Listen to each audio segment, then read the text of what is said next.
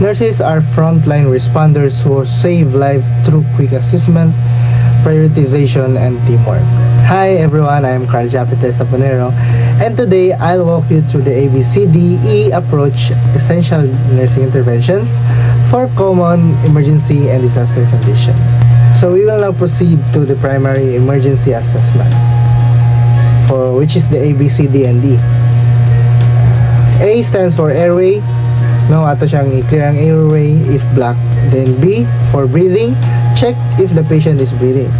Circulation, we need to control the bleeding, check pulse, and start IV fluids if necessary. Then D stands for disability. Quickly assess consciousness, no, sa mga patient ani, like for example ang mga head injury,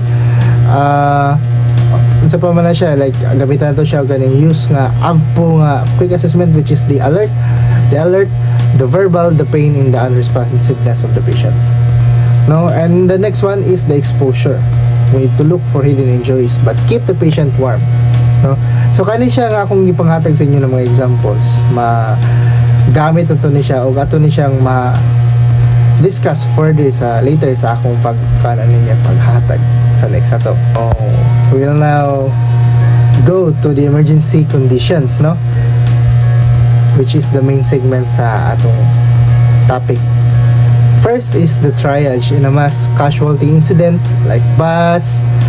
Nurses sort patients with blocked airways or severe bleeding are treated first.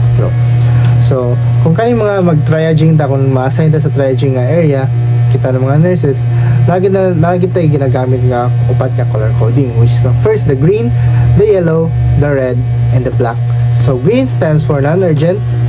Itong mga patient nga kanang makaistorya, makalakaw lang, na makaya ra nila ng kaugalingon. So ang yellow, kani sila, so mahulog sila kanang makalakaw sila gamay, pero like for example naibali ilang tiil or naibali ilang kamot, pero makaistorya gyapon sila o okay ra ilang airway. And kaning red, which is the immediate care, mao gini siya ang atong top priority nga unahon, labi na ang mga patients nga nanay chest pain, maglisod og ginhawa, or naigo gid ang iyang kaning airway nga may naapektuhan gid. So mao gini atong top priority as a triaging nurse. So the black stands for disease or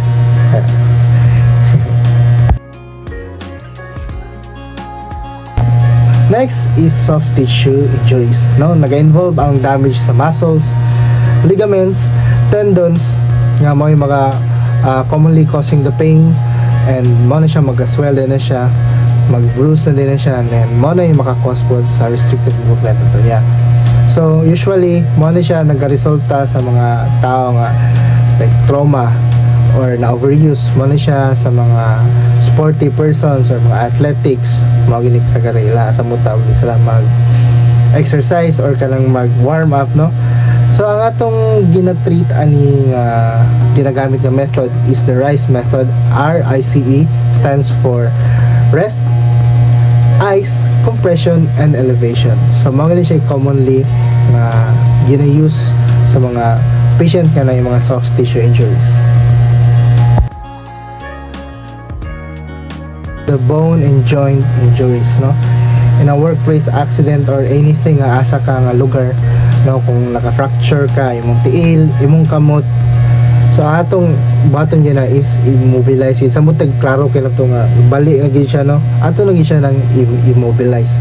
Kung wala tay splinter na mangita tag anything hard or anything ka na si kahoy lang panapton kay para lang siya immobilize gamit ana. So yeah. So the next one is the crush injury. So kani siya nga injury maka-occur ni siya kung ang atong parts sa atong body nga na-squeeze between the heavy objects like kaning linog, usually sa linog, like naipit ni siya, causing severe soft tissue damage, muscle, nerve, or bone damage, no. Mo na siya common symptoms nga naka-include ang pain, severe bruising, swelling, numbness, and potential open wounds, no. So ang atong priority for nursing interventions lang gid ani, no, we need to give fluids and we need to monitor for any signs of compartment syndrome since grabe kini siya nga paano na like nalata kana siya. So we need to monitor for compartment syndromes. Multiple injuries, or also known as polytrauma. Multiple injuries like gani, make sure na daghan gyud na siya mga no, sambad no, or problema like bali-bali pa na siya. Like for example sa road accident gihapon no, grabe dasmag ang sakyanan.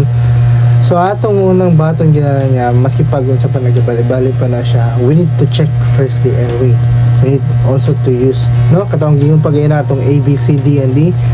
First priority is airway good. So atong unahon ni check ana na with mass casualties no, like multiple injuries, we need to treat the airway and bleeding first before the fractures. And the next one is the intra-abdominal injury. So kani siya mo ni siya ang serious no nga usahay life threatening damage ni siya sa internal abdominal man. So possible mga organs like liver, spleen, kidneys, and intestines, or blood vessels nga mo naka-cause sa blood force like car crashes or falls no, like or penetrate or natusok siya sa unsa pa na mga object nga mo nakatusok sa iya, or gunshots no, mo na siya ang delikado kaayo. And ang ato laging bato na is ato siyang i-transfer as early as possible nga pilaspasig na siya sa hospital padulong kay wala ta kabalo kay especially kay intra-abdominal injuries man siya. So ato lang bato na is we need to monitor for internal bleeding, and we need to prepare for surgery, possible surgery kana siya. The next one is BLS, or also known as basic life support. Nakato ni mga patient magamit ni siya nga katong mga patient na cardiac arrest at na hospital, or maski asa nga na mga scenarios like sa gawas. So atong angay na niya baton is immediate chest compressions and rescue breath. Kay mo na siya makatabang og circulator hatag og oxygen gikan sa pag chest compress na to, ma-circulate na siya, mo help na siya tabang og oxygen, send na siya oxygen sa atong heart and sa atong brain mo na mo revive na siya. So ang ways of doing the chest compressions, resuscitations, or the CPR, so we need to check first the airway, pero survey na sin kita na magalay pinaka priority. We need to check if the scene is safe. So breathing, pulse, kung either wala sa ila ni duha, we need to start the chest compressions. So the next one is the airway obstruction or choking. So madali na itong ma-apply ang airway kung saan na ito pag-manage ano niya, no?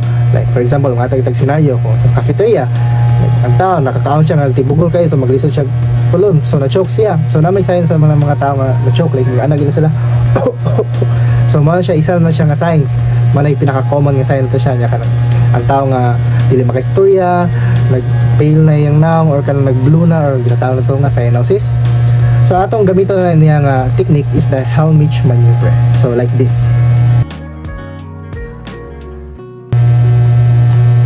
Okay. So the next one is near drowning. So common kini siya sa ato mga Pinoy kay duol kitag mga dagat, no? Yan, mga tao nga di ka bala maglangoy, no? Mga lumos sa kalit. So ang near drowning is after rescuing someone from a swimming pool, like I said earlier, swimming pool or dagat, you need to provide oxygen and monitor for lung complications. Pero, if ang patients like kaprasa na nasa swimming pool na lumos, so we need to do the chest compression, or magamit yapon doon siya ang basic life support, no? Para mubalik yapon yung circulation, makahatag yapon yung circulation. The next one is hemorrhage. So kani siya, trending kini siya karon nga panahon, no? Kaya kanjing usok yung disgrasya, mga patay. So di ginato siya malikayan. So kung natay mga naatbangan or nakita na to ng mga disgrasya kani daghan yung usok ini hemorrhage, like ang disgrasya gabi mga samad, no? Like for example, ang patient na siya laceration or nadiri sa wrist, buta na to nasa wrist ng kuan sigari, mamonay common kayo. Either ato siyang i-elevate kung kusog gid gihapon niya ang iyang pressure, ang severe kay iyang bleeding, dili ta mag-apply og direct pressure. So kusog na to siya para ma-prevent na iyang kusog kay nga awas nga dugo. So the next one is shock. So kani siya, kung nagka-hemorrhage yung patient, wala lang to siya na first aid, like wala to siya na direct pressure, no, daghan kini siya ko ang blood loss. So we need to give oxygen, start IV fluids, and then ato siya i-monitor ang blood pressure. The next one is the cervical spine injuries. No, kusog po ni siya sa mass casualties rather, na sa disgrasya, like in a car crash, no? So ato unang button is survey the scene gate for your safety and also for your patient safety. And then ato ginunahon ang neck, ato siyang immobilize with a cervical collar before moving the patient, especially kung nadri ang neck, nasa neck ang iyang injuries. So di ginato na siya pwede like i-assist to walk or reverse carry. Ato gina siyang spine board for to prevent any further injuries.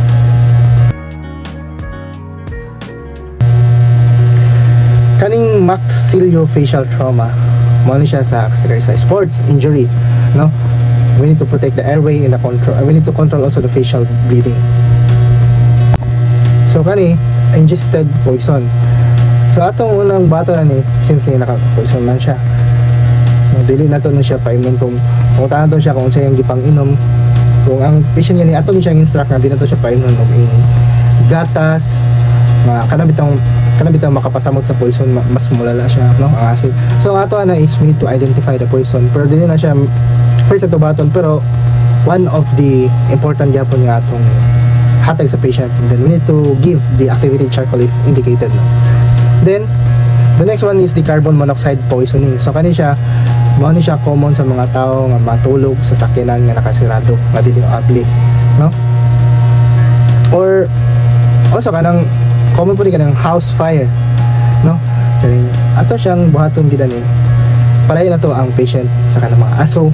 Pwede po ka ma-appeal ito kakuyapan tungod sa kusog sa aso nga kaisog kayo kay siyempre ang ato biyang ginahinga biya kay oxygen biya. So palayan to siya sa safety place, so tahan to siya oxygen para palayan siya gamay. Then the next one is the skin contamination poison. Like for example kaning sa chemical na nayabaan ang iyang panit, atong i-decontaminate ang skin and use the protective equipment kay para dili siya diri mo kuan dili na to siya butyan og kahang. Like for example ang patient nayabaan sa lawas ng chemical, ato nang tanggalon, no? Kay para dili mas musamot or malala, so nila ato na siyang i-decontaminate. And kani pong isa, which is the terrorism or mass casualty, kani kay trending pag ni karon no, kay usab ra gamot lang World War 5, 6, 7 char lang, palayo lang po. No? Like for example, in a bombing accident, ang atong buhaton dyan is team collaboration, or atong mag-coordinate with the emergency teams, and also we need to do the safety first, or ensure na atong safety before ta dito mo adto sa mga terrorism or mass casualty, no? And so na ako yung mga key nursing principles lang din, no? Sa emergency, as nurses must perform rapid systematic assessment, no? Like ato akong yung na nga need to use the AVPO or the SMART, no? Nga para i-check na to, labi na sa mga first aid nurses, no, nga na-assign dra, and then we need to prioritize the immediate threats to life. Kato akong yung na nga kung ang patient gani ang problema niya is airway, blockage airway, ABCD beta, so priority na tong airway, atong mga immediate care, which is color red, no, tag. And then we need to protect themselves and the team. Mo na akong yung na. So kung before ta mo sampa dira sa incident or sa mga accidents or sa pala mass casualties, we need to ensure our safety first before the patient. Kaya kita man ang mo first aid or mo respond. So mo na ang ato, importante pa na siya. Then we need to communicate clearly and collaborative, no? Dili lang kay kanang iyahay ta, dapat kanang kanta ba kanang coordinate ta ya, kaning teamwork ta ninyo ba, mga para mas paspas o mas dali. Then lastly, we need to stay prepared through training and drills. Importante gini siya kay para natay knowledge kung saan na to pagbuhat, like for example sa mga earthquake nga kanang bitang dili malikayan nga mga disasters like earthquake, flood, kanang bagyo kana siya nga dili na to mapugnan. So ato ang baton is preparedness para ma-reduce na to ang disasters, no? And no, ang akong reflections and takeaways, no,